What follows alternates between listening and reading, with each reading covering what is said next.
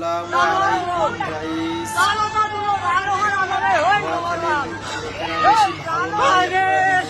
পারতেছেন যে নোয়াখালীতে ভারতের দাদাবাবুরা আছে, তারা পানি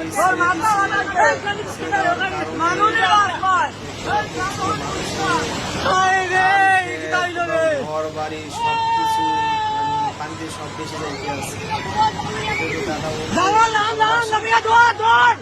দেখতে থাকুন মানুষের ঘর বাড়ি নিয়ে যাইতে আছে।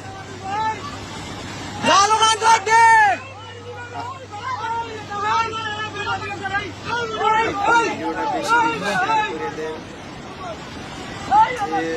যে দাদাবাবুরা কিভাবে বাংলাদেশের মানুষকে ভালোবাসে।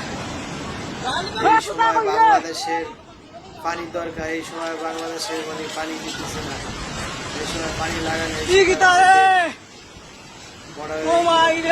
তখন পানিতে সবকিছু বাইসে দিতে আছে।